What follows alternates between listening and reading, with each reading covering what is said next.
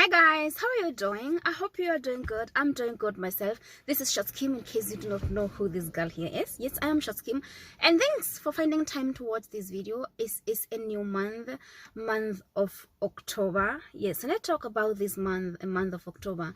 It's a month where it's just full of celebrations. Yes, 10 years ago, a month like this one, a month of October, I gave birth to my baby boy. He's going to be 10. Just the other day he was just a small boy, just the other day I was breastfeeding, and now he's a big boy. 10 years. Yes, so this is a month of celebrations. It's a month of just celebrating the goodness of God, seeing this boy growing from the day he was born up to now. It has been an amazing journey for me. Wow. But I've learned a lot. Yeah. Being a mom or being a parent, it's not an easy thing. It's not easy. And this time, being a first-time mom, you are just exposed to a world where you do not have experience. You do not have ideas on how to deal with things. You just get yourself there, and you have to learn things out of yourself, or you have to learn by doing. But then it's an amazing opportunity, or it's an amazing thing to be called mom or dad. The best title one can have here on earth, as I said, is a title of mom or a dad. Okay, as I said, being a mom, you learn a lot of things. So myself, I've learned a lot of things, and I've made a lot of mistakes.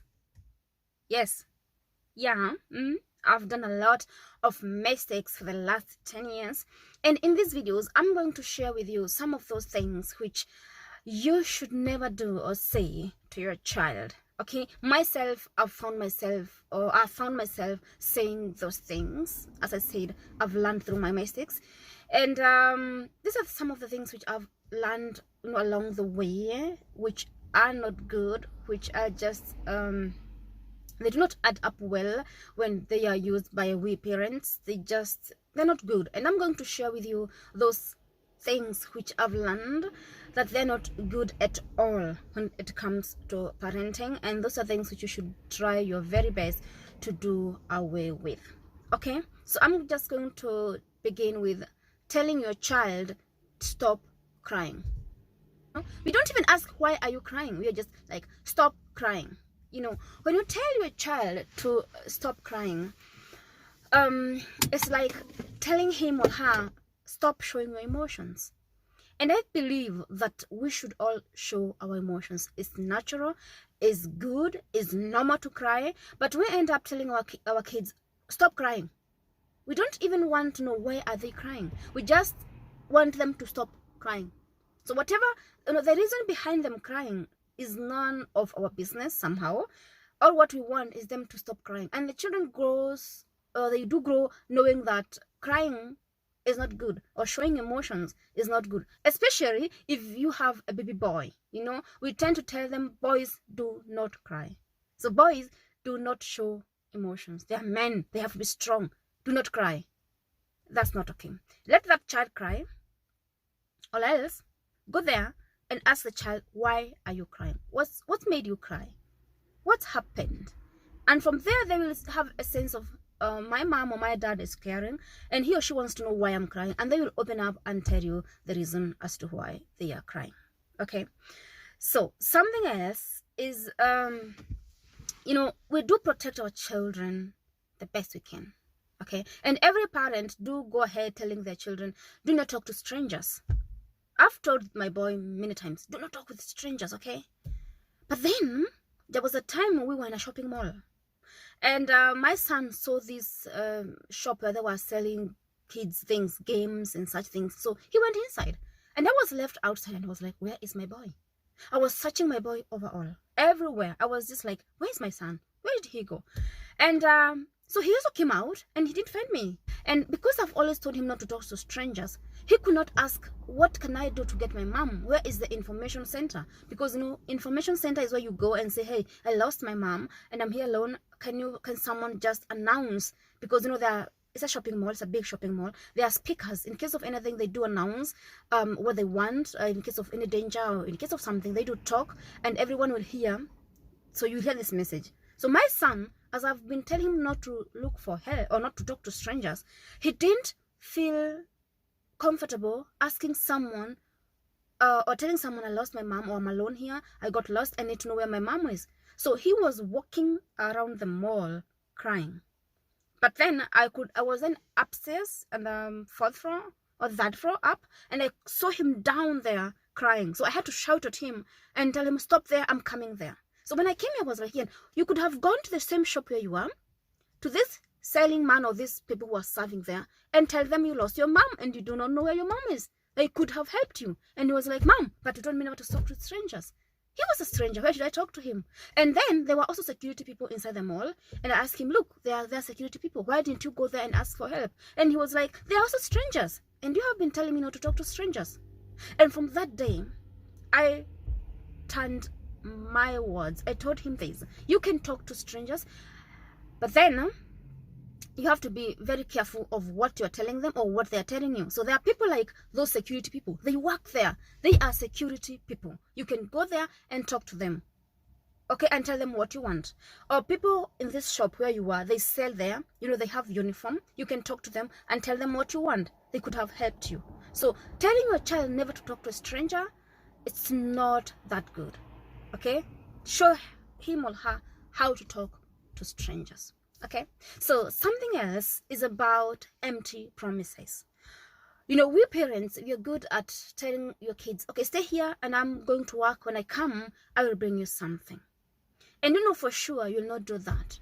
We are good at telling our kids, or promising our kids doing things which we will never do. And we know for sure we're not going to do that. But you end up promising your child that. So if you promise your child something and you know for sure you're not going to fulfill it, know that you're losing your trust. This child is not going to trust you anymore. This one goes even without saying. Okay, there's this issue of we parent comparing our kids with other children. Your brother is doing better than you. You know what? All kids are different. We are unique in our own ways. We have different talents. And so by comparing your child, you make that child feel unworthy. Their self-esteem just goes down. It just goes down. Never compare your children with any other child. Children are expensive. I know that, because you have to provide for them. Yes, and every parent or every mom, every dad want to give the children their best. Okay, but there's this issue which we always say, or which many parents do tell their children. Telling your child that you cost me a lot, it's not a good thing. You make them feel as if they are a burden, to you as a parent. So they might have, something to tell you which is going to cost money. Maybe they want to buy them something, and they may end up not telling you simply because they know the answer will be, you cost me a lot. You cost me a lot. You make them feel as if they are not a blessing to you, but a big burden to you. Okay, never tell a child that way. You can just try to explain to your child that you do not have that money for now, yes, but you are going to make sure that once you get the money, they are going to get that which they wanted.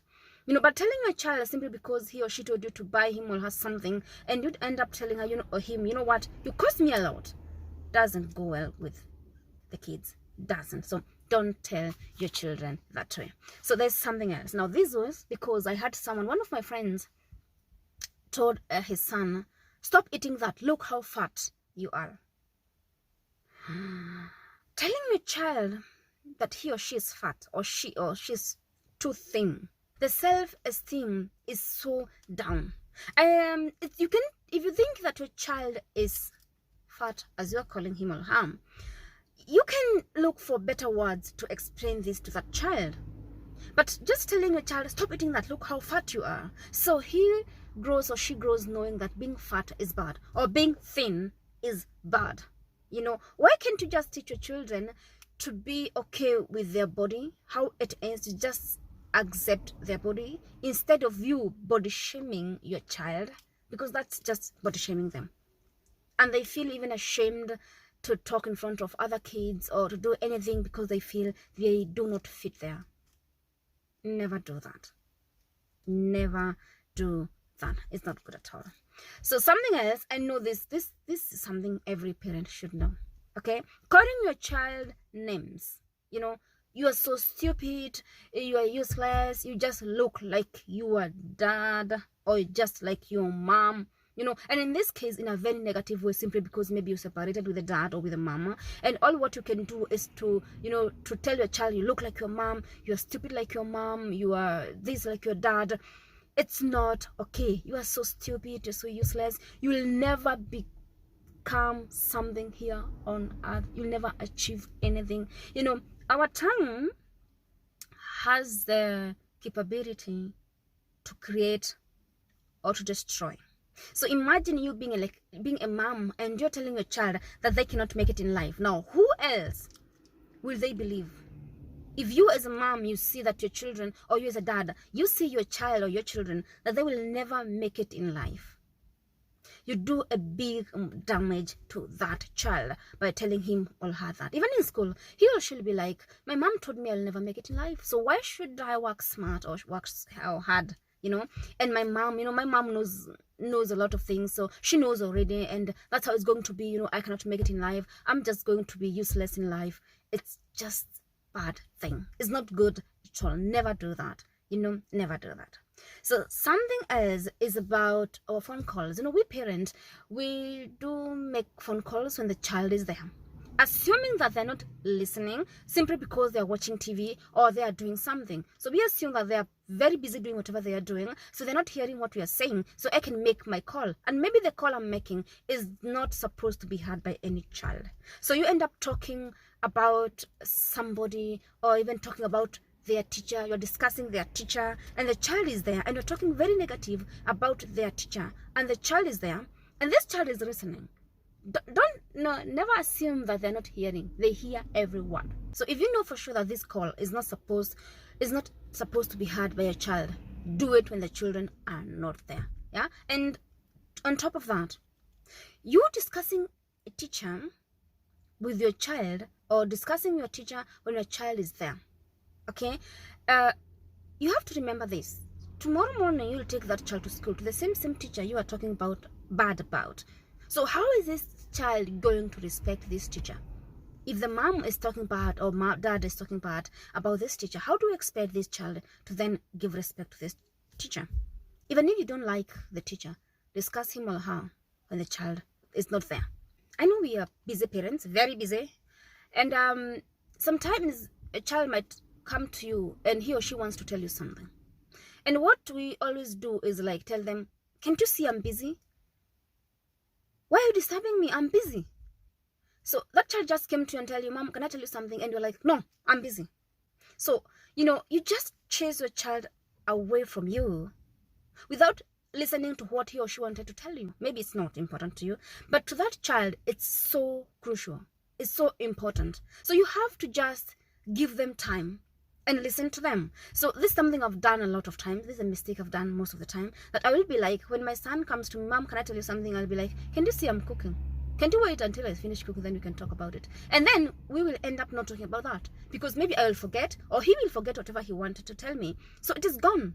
And then some few days later, he will tell me, there's something I wanted to tell you, and you didn't listen to me. I wanted to tell you that I have a problem in school, or I wanted to do this, but you never listened to me. And I'm like, when was that? And he's trying to explain to me or to make me understand that there's a day he wanted to talk to me and I didn't give him my ears. So I've learned to listen to him, you know, whatever, if I'm doing something and he wants to tell me something, so I'll tell him to go and write it and bring it to me so that we can then talk about it later on when I finish whatever I'm doing. Or else I will stop doing whatever I'm doing to listen, to give him just this 2 minutes to listen to him. You know, this is something I've learned. I've done this mistake several times. Just listen to them with a longing of understanding them, but not judging them. Okay? So now, you know, kids, if they do something wrong, they are afraid of telling their parents because they know my parent is going to react in another way. You know, And so they will do things and they'll never tell you what they did because they're afraid of your reaction. But there are many kids, or some kids, if they do something, they will come back home and tell it all without fear, because they know my mom will not shout at me, or my dad, and I'm not going to be punished. And if I'm going to be punished, it's not a punishment of making me suffer.